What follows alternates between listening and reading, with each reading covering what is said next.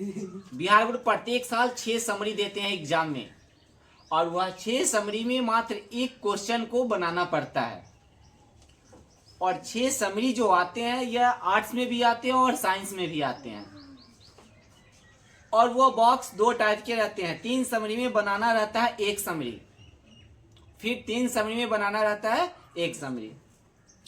वह 3 दूना 6 हो गया। 6 में बच्चे को एग्जाम में लिखना है सिर्फ 1, जो सबसे कम 5 मार्क्स के रहते हैं और सबसे ज्यादा 8 मार्क्स के रहते हैं, आर्ट्स में भी और साइंस में भी। बिहार बोर्ड 6 क्वेश्चन देती है और 6 क्वेश्चन में कोई एक क्वेश्चन को बनाना पड़ता है।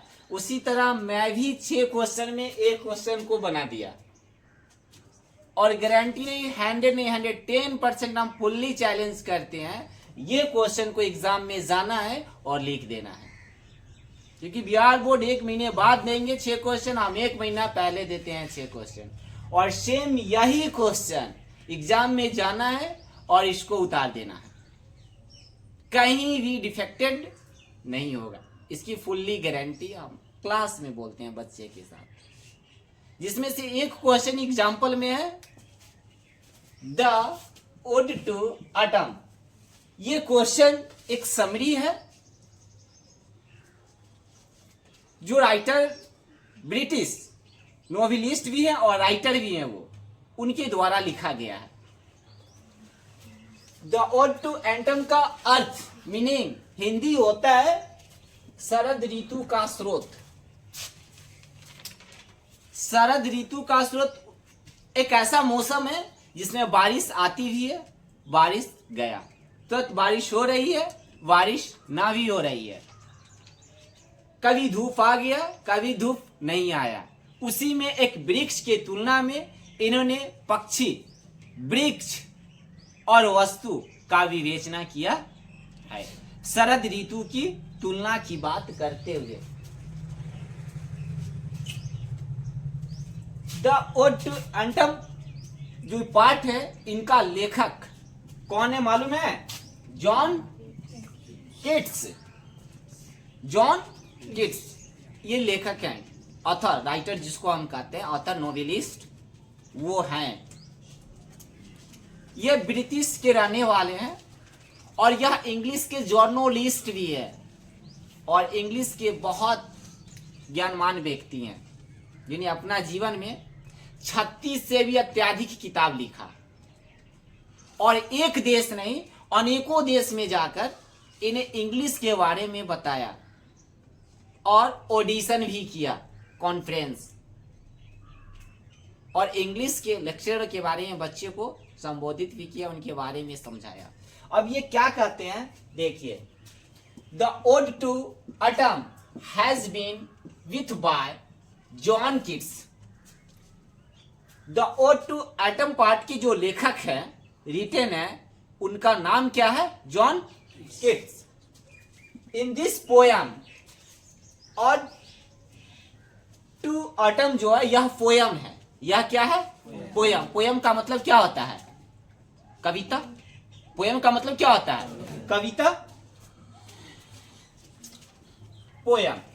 He tries to present a very historical and beautiful picture of atom.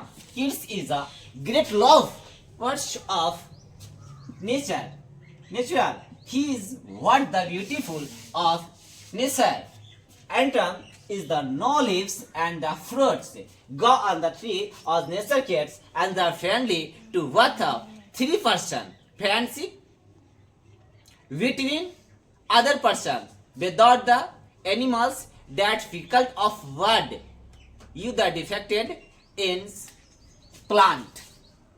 हर एक पक्षी जो होते हैं अपने संवहन जीवन पौधे के द्वारा जिया करते हैं, वृक्ष के सहायता में, और मानव जो है उसके तुलना में रहा करता। इन्हें 3 को आलोचना किया, मानव का, पक्षी का और पेड़ पौधा का। In sweet one to a people are very happy to see. मानव जीवन एक पल सेकेंड में इतनी खुशहाली बिता लेता है, उसी तरह एक पक्षी भी है जो उन्मुक्त गगन एक राह में, एक क्षेत्र में बिताया करते हैं। लेकिन वह घोंसले और जाल में नहीं। Ray to the sun make of the fruit, jay to the fat and the throstle, autumn to and the spring seasons are the good और fruit birds the like nightingales. ये पक्षी जो है अपने जीवन एक नाइटिंगेल्स ऑफ द स्प्रिंग्स इस summer vacation में बिताया करते हैं। समर वेकेशन जो गर्मी में भी होती है, उसमें भी बारिश का कुछ ऐसा मौसम आते जाते रहते हैं जिस समय आम पेड़ पौधा देखते हैं, आम का जो मोजर आता है, उस समय भी वो अपना जीवन बहुत यांत्रिक में बिताया जाता है, जिसको हम कहते हैं उन्मुक्त गगन। एक पक्षी का जीवन अगर सुखी संपत्ति बीतता है तो कहाँ बीतता है? उन्मुक्त गगन में। और मानव का एक जीवन अगर बीतता है तो वह कहाँ बीतता है? घर में, घर और परिवार में। And skunks sing at the very melodious, that is voice is the sweetest, is lovely।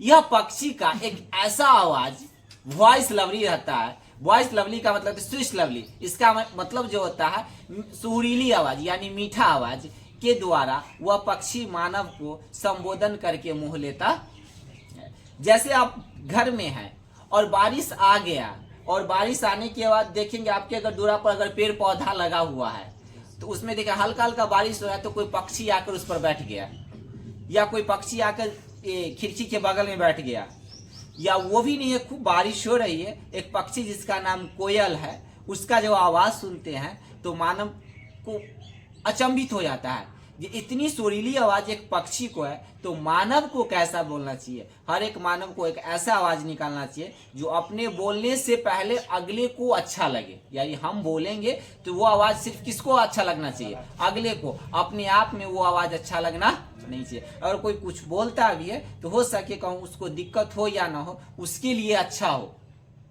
उस तरह एक पक्षी भी है जो अपना आवाज को एक दूसरे को बोलकर मनमोह लेते। अब इसमें मात्र 3 गो वर्ड रखना है। अब मैंने ये बोला, अगर एग्जाम में आपसे अगर नहीं लिखाता तो आप मत लिखो, इसमें लिखने की कोई आवश्यकता नहीं है, सिर्फ आप एक line. The autumn has been written by John Keats. In this poem John Keats live in British novelist, journalist, writer and English audition man।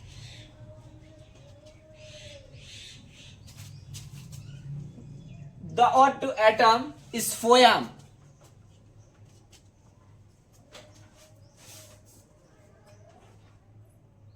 in natural controls। ये संसाधन के स्तर पर यह कविता लिखा गया उनके द्वारा। उसका आप 5 लाइन अपनी किताब के बाद उसमें लिखें, उसके अलावा कुछ लिखने की आवश्यकता नहीं।